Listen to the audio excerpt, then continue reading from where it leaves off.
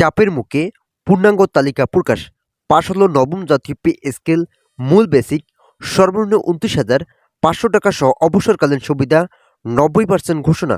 প্রধান উপদেষ্টা এই বিষয়ে যা বললেন, এই বিষয়ে বিস্তারিত আলোচনা করার শুরুতে এখন পর্যন্ত যারা আমাদের এই চ্যানেলটি সাবস্ক্রাইব করেনি তারা অবশ্যই আমাদের এই চ্যানেলটি সাবস্ক্রাইব করুন এবং ভিডিওটিতে একটি লাইক করে ভিডিওটি কন্টিনিউ করুন। অবশেষে কর্মকর্তা কর্মচারীদের উভয় প্রার্থীর জন্য পূর্ণাঙ্গ তালিকা প্রকাশ করা হয়েছে। এই তালিকায় ৩টি ধাপে ভাগ করে নতুন সিদ্ধান্ত উপনীত হয়েছে পে কমিশন। প্রথম ধাপে থাকবে ১ থেকে ১০তম গ্রেডের কর্মকর্তারা, অপরদিকে দ্বিতীয় ধাপে থাকবে ১১ থেকে ১৬তম গ্রেডের তৃতীয় শ্রেণীর কর্মচারীরা, চতুর্থ গ্রেডের কর্মচারীদের মধ্যে থাকছে ১৭ থেকে ২০তম গ্রেডের চাকরিজীবীরা। এদের নবম পে স্কেল বাস্তবায়নকে খুবই গুরুত্ব সহকারে দেখছেন এবং কর্মচারীদের জন্য মূল বেসিক সর্বনিম্ন ২৯,৫০০ টাকা নির্ধারণ ঘোষণা করেছেন পে কমিশন। গতকাল সন্ধ্যায় শ্বাসরুদ্ধকর একটি বৈঠক করা হয়। এরপর অর্থ উপদেষ্টা সরাসরি নবম পে স্কেল বাস্তবায়নের চূড়ান্ত দিক নির্দেশনা নিয়ে আলোচনা করেন।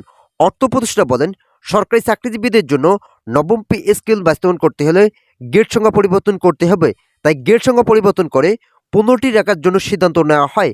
কর্মচারী মহলের সদস্যরা দীর্ঘদিন থেকে যে দাবিগুলো জানিয়েছেন তাদের সকল দাবি বাস্তবায়ন করা হবে বলে মন্তব্য করেন অর্থ উপদেষ্টা।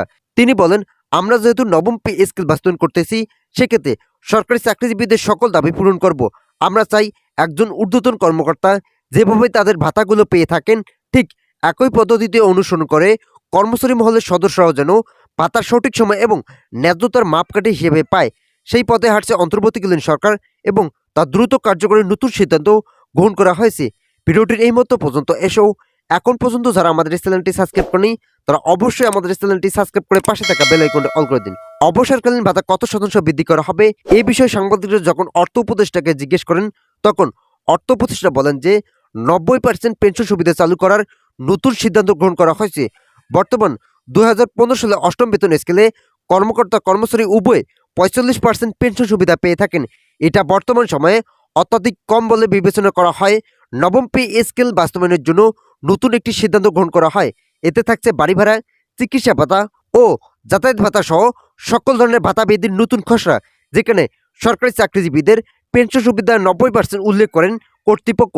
অবসরকালীন ভাতা শতভাগ করার সিদ্ধান্ত থাকলেও বাজেট সংকলনের কারণে সামান্য কিছু কম রেখে ৯০% রাখার সিদ্ধান্ত গ্রহণ করা হয়। কর্মচারী ফোরামের বিভিন্ন সংগঠনের সদস্যরা ইতিমধ্যে তাদের বেতন ভাতা বৃদ্ধির জন্য কয়েক দফায় আন্দোলন করেছেন, কিন্তু তেমন কোনো ফলপ্রসূ ফলাফল না পাওয়ায় তারা কঠোরতম অবস্থানে পৌঁছেছেন।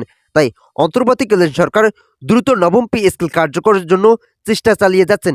তিনি চাচ্ছেন যেহেতু কর্মচারীদের এই দাবিগুলো ন্যায্য এবং যৌক্তিক, তাই সময় বিলম্ব না করে আমাদের পক্ষে সম্ভব নয়। তিনি আরও বলেন, যেহেতু কর্মচারীরা তাদের দাবিগুলোকে খুবই ইতিবাচক হিসেবে তুলে ধরেন, তাই এগুলোকে পর্যালোচনা করে এবং সংশোধনের মাধ্যমে নতুন খসড়া তৈরি করা হচ্ছে, যেখানে সরকারি চাকরিজীবীদের বেতন বৃদ্ধির পাশাপাশি বিভিন্ন ধরনের ভাতা সংশোধনের নতুন রূপরেখা টানা হয়। ভিডিওটির এই মতো পর্যন্ত এসেও এখন পর্যন্ত যারা আমাদের এই চ্যানেলটি সাবস্ক্রাইব করেনি তারা অবশ্যই আমাদের এই চ্যানেলটি সাবস্ক্রাইব করে পাশে থাকা বেল আইকনটি অন করে দিন। ইতিমধ্যে নবম জাতীয় পে স্কেলের গেজেট আগামী ১৫ ডিসেম্বরের মধ্যে প্রকাশের দাবিতে প্রধান উপদেষ্টা বরাবর খোলা চিঠি দিয়েছে বাংলাদেশ সরকারি কর্মচারীর দাবি আদায়ে ঐক্য পরিষদ।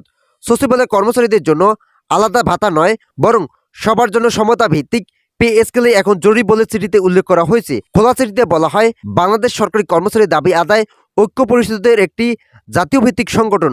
এই সংগঠনের পক্ষ থেকে সারা দেশের কর্মচারীর ন্যায্য অধিকার এক ও অভিন্ন নিয়োগ বিধি প্রণয়ন, সচিবালয় ও সচিবালয়ের বাইরে কর্মচারীদের পদ ও পদবি এক ও অভিন্ন রাখা সহ ৭ দফার দাবিতে ভিত্তিতে নবম পে স্কেলের ১৫ ডিসেম্বরের মধ্যে গেজেট প্রকাশের জন্য দীর্ঘদিন যাবৎ বিভাগীয় সমাবেশ, মানববন্ধন, সংবাদ সম্মেলন ও মহাসমাবেশ শেষে প্রধান উপদেষ্টা বরাবর স্মারকলিপি প্রদানসহ বিভিন্ন কর্মসূচি পালন করে আসছেন। খোলা চিঠিতে আরও বলা হয়, নবম পে স্কেলকে পাশ কাটিয়ে শুধুমাত্র বাংলাদেশ সচিবালয়ের ৭ থেকে ৮শত কর্মচারী উল্লেখিত সচিবালয় কর্মচারী ভাতার আদেশ জারি করলে কর্মচারীদের মধ্যে নতুন করে আবারও বৈষম্য সৃষ্টি হবে।